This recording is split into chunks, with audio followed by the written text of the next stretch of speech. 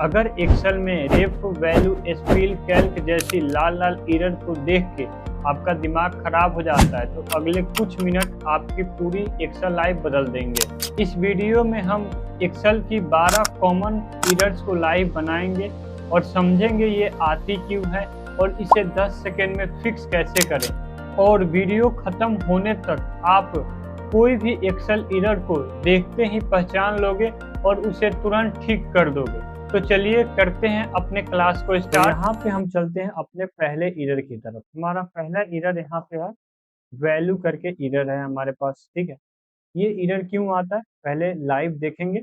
तो यहाँ पे मैंने यहाँ पे लिखा कोई, यहाँ पे जस्ट यहाँ पे नेम लिख लेते हैं सिर्फ, और यहाँ पे हमने टाइप किया नंबर, और यहाँ पे इन दोनों को एक बार जोड़ लेते हैं। तो यहाँ पे मैं प्लस करके इन दोनों को जोड़ूंगा, ठीक है। जैसे हमने यहाँ पे जोड़ा, यहाँ पे वैल्यू एरर आ रहा है, ठीक है। ये यहाँ पे वैल्यू एरर क्यों आ रहा है? क्योंकि हमने जो डेटा टाइप किया है ये गलत डेटा टाइप किया है, ठीक है। तो यहाँ पे हमको कोई भी डेटा यहाँ पे गलत टाइप नहीं करना है। जब भी आप निकालें तो एक बार ध्यान रखें, जब भी वैल्यू एरर आता है तब आप ध्यान रखें। हम क्या करते हैं, किसी किसी फॉर्मूले में जैसे सिर्फ और सिर्फ वो फॉर्मूला टेक्स्ट फॉर्मेट ही लेता है, हम उसको जो है नंबर फॉर्मेट भी देते हैं, इसलिए हमारे पास वैल्यू एरर आता है। तो यहाँ पे जैसे ही आप नॉन जो है आप नेम को हटाओगे, ये आपके सामने वैल्यू एरर खत्म हो जाएगा। कुछ इस प्रकार से आपके सामने जो है पहला एरर आ रहा था। फिर यहाँ पे दूसरा एरर आता है आपके सामने, DIV करके एरर आता है। ये एरर क्यों आता है? क्योंकि जैसे हमारे पास ये अंक है, ठीक है, और यहाँ पे हमने किसी अंक को यहाँ पे 0 से जैसे डिवाइड करेंगे, और तो यहाँ पे ये आप देख सकते हो ये एरर आ रहा है, क्योंकि हमने यहाँ पे किसी भी अंक को हम 0 से डिवाइड नहीं कर सकते, ठीक है। तो इसलिए ये डिवाइड करके एरर आता है। यहाँ पे आप देखोगे एरर में भी 0 दिखा रहा है कि अंत में जो है लास्ट में आपने 0 डाल रखा है, इसलिए हमारे पास एरर आ रहा है, ठीक है। तो यहाँ पे देखो ये जब एरर आए तो आप एक यहाँ पे लिख सकते हो, एक लिखोगे तो यहाँ पे आपका एरर सही हो जाएगा, ठीक है। तो कुछ इस तरीके से हमारे पास दूसरा एरर था। अब यहाँ पे तीसरा जो एरर है, रेफरेंस का एरर है। यहाँ पे रेफरेंस लिख लेते हैं। ये एरर कैसे आता है? जैसे हमारे पास में ये 45 मैंने लिखा और आगे में 34 लिखते हैं। अब इन दोनों सेल को एक बार जोड़ लेते हैं, सेल या नंबर को जोड़ लेते हैं, तो हमारे पास आ चुका है 79, ठीक है। तो अब यहाँ पे जैसे ही मैं ये सी कॉलम में हमारे पास 34 डेटा, जस्ट मैंने इसे डिलीट कर दिया। यहाँ पे देखो डिलीट किया तो यहाँ पे रेफरेंस एरर आ रहा है। क्यों आ रहा है? क्योंकि हमने जो यहाँ पे फॉर्मूला में सेल रेफरेंस लगाया था, वो हमने सेल रेफरेंस को यहाँ पे डिलीट कर रखा है। तो इसलिए एक्सेल जो बता रहा है कि यहाँ पे आपने जो यहाँ पे रेफरेंस दे रखा है, ये आपका रेफरेंस डिलीट हो चुका है, इसे आप वापस लाएंगे तभी ये सही होगा, ठीक है। तो ये सेल रेफरेंस क्यों आता है आप समझ चुके होंगे। किसी अंक से हम यहाँ पे डेटा डिलीट कर देते हैं, ठीक है, या डेटा डिलीट नहीं, या डिलीट रेफरेंस यहाँ पे कर देते हैं। जो भी रेफरेंस दिया उस रेफरेंस को ही हम डिलीट कर देते हैं। तो कुछ इस तरीके से आपके सामने रेफरेंस एरर आता है। अब यहाँ पे चौथा एरर आपके सामने आता है नंबर, ठीक है। यहाँ पे नंबर का एरर आता है। नंबर का एरर यहाँ पे क्यों आता है इसके बारे में एक बार देख लेते हैं, ठीक है। जैसे यहाँ पे हमने लिखा एस क्यू स्क्वायर, हम मेरे को करना है, ठीक है। तो यहाँ पे मैंने लिखा -85, 45 लिख लेते हैं और इंटर किया, 54 लिखा गया, ठीक है। तो यहाँ पे आप देखोगे नंबर का एरर आ रहा है। नंबर का एरर क्यों आ रहा है? क्योंकि आपने जो यहाँ पे नंबर दे रखा है, ये स्क्वायर हमेशा हम पॉजिटिव अंकों से करते हैं, ना कि निगेटिव अंक से। तो यहाँ पे हमने यहाँ पे निगेटिव दे रखा है, इसलिए हमारे पास एरर आ रहा है, ठीक है। तो इसको सॉल्व करना है तो आप यहाँ से निगेटिव हटा दो। इससे जैसे निगेटिव हटाओगे, इंटर प्रेस करोगे तो ये देखो मान आ जाएगा। तो ये आपके सामने नंबर एरर होता है। अब यहाँ पे पांचवा जो एरर देख लेते हैं, पांचवा एरर आपका नेम का है। तो यहाँ पे लिखेंगे नेम और इंटर प्रेस करेंगे। तो ये जो आपका पांचवा एरर नेम का क्यों आता है, ठीक है। तो यहाँ पे जैसे हम कोई भी फॉर्मूला लिखते हैं, यहाँ पे हमने लिखा सम, ठीक है। तो यहाँ पे SUM होता है सम का। जैसे ही मैं इसमें कुछ और गलत लिख के इंटर करूंगा, तो यहाँ पे आप देख पा रहे हो नंबर का एरर है। मैं इसको थोड़ा सा एक बार जूम कर लूँ, ठीक है। तो इसको ऊपर कर लेते हैं, ठीक है। अभी देखो यहाँ पे आपके सामने नंबर का एरर आ रहा है। क्यों आ रहा है? क्योंकि हमने जो यहाँ पे फॉर्मूला का नेम लिख रखा है, ये फॉर्मूला का नेम हमने गलत डाल रखा है, इसलिए हमारे पास जो है नंबर का एरर आ रहा है। तो आपको यहाँ पे हमेशा ध्यान रखना है, आप यहाँ पे कोई भी यहाँ पे फॉर्मूला लिखते हो, कोई भी आप लिखो, इधर कोई भी मैं वर्ड लिख देता हूँ, यहाँ पे देखो नेम का एरर आ रहा है। नेम का एरर क्यों आ रहा है? क्योंकि हमने जो यहाँ पे फॉर्मूला का नेम है, ये यहाँ पे गलत डाल रखा है। कुछ इस तरीके से नेम एरर होता है। अब यहाँ पे छठा जो आपके सामने एरर होता है, छठा होता है एन के बाद ए लिखा होता है, ठीक है, ये आपके सामने छठा एरर होता है। ये एरर क्यों आता है? ठीक है, तो यहाँ पे इसका मतलब एन ए का मतलब क्या होता है? लुकअप नॉट फाउंड होता है, ठीक है, ये लुकअप नॉट फाउंड का एरर जो है एरर है, ठीक है। तो लुकअप नॉट फाउंड के लिए हमें यहाँ पे लुकअप फॉर्मूला भी लगाना पड़ेगा। तो यहाँ पे लगाते हैं एक्स लुकअप और यहाँ पे डबल क्लिक कर लेते हैं, ठीक है। अब यहाँ पे हमें जो है यहाँ पे लिखना है फोन, डबल कोमा में मैं लिखता हूँ फोन, फिर डबल कोमा, फिर कोमा में, उसके बाद यहाँ पे एरे देना है। तो एरे में जस्ट मैं यहाँ पे ए कोमा ए, ठीक है, कोमा में बी कोमा बी, ठीक है, कोमा नहीं, double inverted coma, just inter करेंगे तो आप देखोगे ये लुकअप नॉट फाउंड बता रहा है, क्योंकि हमने जो यहाँ पे लुकअप एरे दे रखा है, यहाँ पे देखो लुकअप एरे, रिटर्न एरे जो दे रखा है, इसमें कुछ भी नहीं है, खाली है। यहाँ पे जस्ट हमने इसे ऐसे ही दे रखा है। तो हमारे पास जो भी लुकअप लगता है, ये ऐसे वर्क नहीं करता। जब तक वो वैल्यू को फाइंड नहीं करता, तब तक आपके सामने जो है लुकअप हमारे पास जो है रिजल्ट नहीं देता है, ठीक है। तो ये आपके सामने जो लुकअप नॉट फाउंड बता रहा है कि आपके पास आपने जो यहाँ पे सेल रेफरेंस दे रखा है, इस सेल रेफरेंस में मेरे को कोई भी डेटा नहीं मिल रहा है, ठीक है, ये फोन नाम से हमें कोई भी डेटा नहीं मिल रहा है, इसलिए ये लुकअप नॉट फाउंड बता रहा है। तो कुछ इस तरीके से आपके सामने एने एरर आता है। अब यहाँ पे सातवां जो आपके सामने एरर आता है, null का ये सातवां एरर आता है, ठीक है, नूल का ये एरर आता है। ये नूल का एरर क्यों आता है, चलिए यहाँ पे समझते हैं कैसे आएगा। यहाँ पे जस्ट हमने लिखा सम, और सम लिख के यहाँ पे इंटर किया फॉर्मूला, और यहाँ पे हम कोई भी जस्ट यहाँ पे सेल यहाँ पे दे देते हैं, ठीक है, और एक बार और इसको सेल दे देते हैं, पोस्ट वन करके इंटर प्रेस करेंगे तो यहाँ पे देखो नूल का आ रहा है। नूल का क्यों आ रहा है? क्योंकि हमने रॉन्ग रेंज ऑपरेटर यहाँ पे इसको दे रखा है।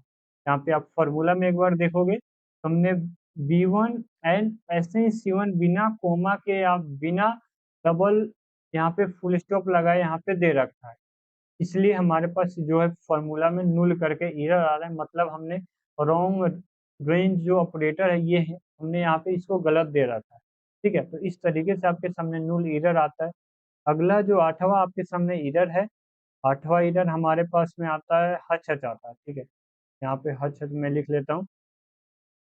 और ये हच हच कैसे आता है?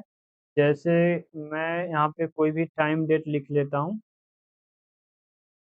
05 और एंड उसके बाद 2026, इंटर प्रेस करते हैं, और यहाँ पे हमने जो है डेट लिखा है। जस्ट हमने इसको, इस जो हमारे पास सेल है, इस सेल को हमने छोटा किया है, तो आप देखोगे हच हच करके आ रहा है। जस्ट इस पे डबल क्लिक करोगे तो ये आपके सामने डेट दिख जाएगा।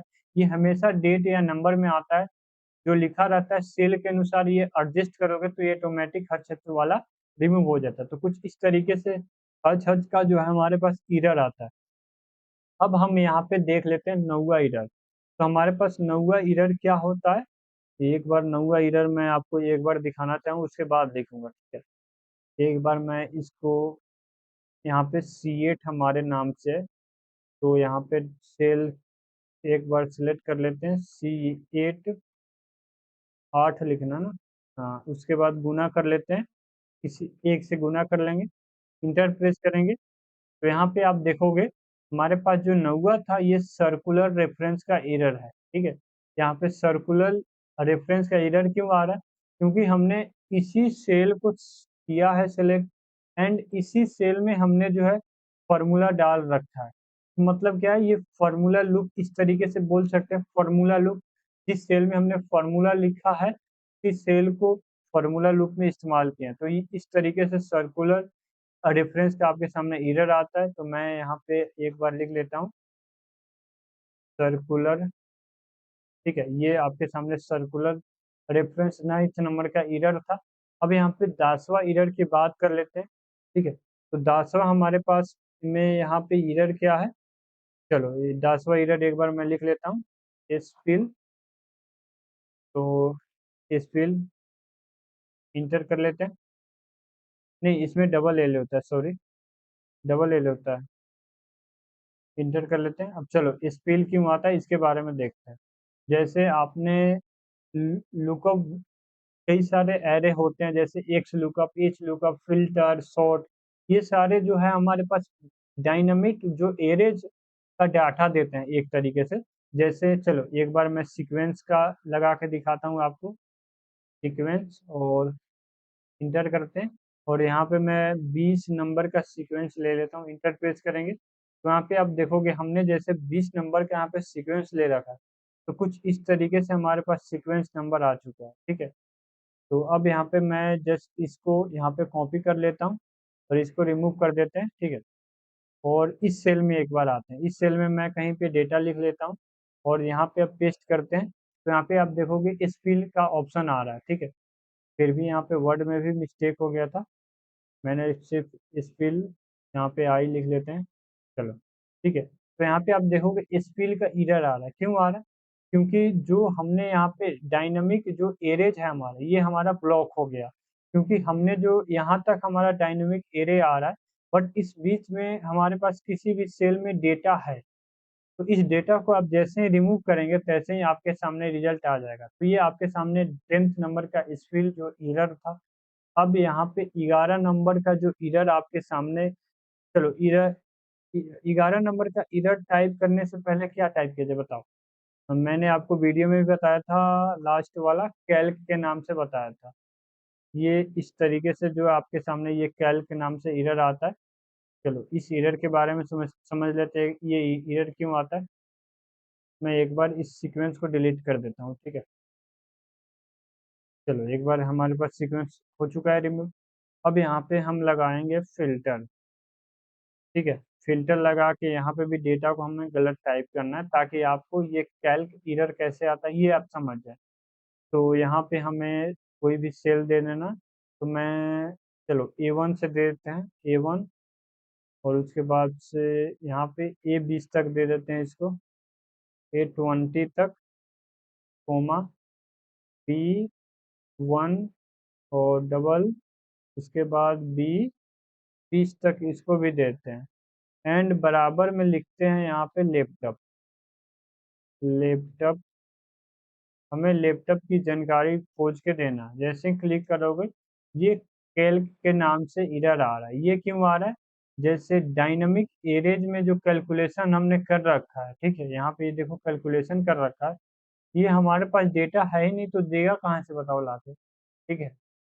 तो ये डायनामिक एरेज में आप जब भी गलत कैलकुलेशन करोगे, क्योंकि हमने जो फिल्टर जो फंक्शन लगा रखा है, तो हमने जो यहाँ पे सेल रेफरेंस दे रखा है, उस सेल रेफरेंस में हमारे पास लैपटॉप का कहीं भी डेटा स्टोर ही नहीं दिखता है।